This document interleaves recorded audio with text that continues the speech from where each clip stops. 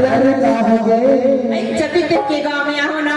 अच्छा अच्छा अच्छा। छत्तीस के गांव के भ्रमण का थे। अरे कहाँ बोल आना बैठे बैठे चाय पीने का देगा। हमें कहा तो बताओ। अजी चाय मैं तो पीती नहीं। अच्छा अच्छा। अजी चाय मैं तो पीती नहीं, पीती हूँ कॉफी। अरे कॉफी।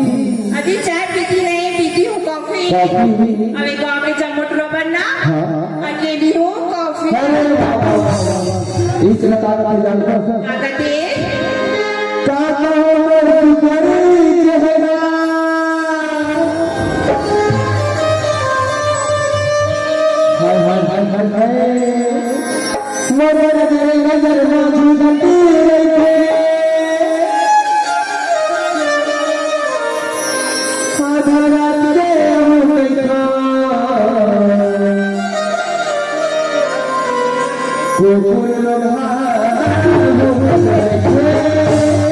और सड़क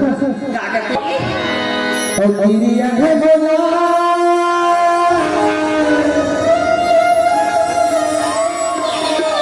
गिरिया है तोर बदन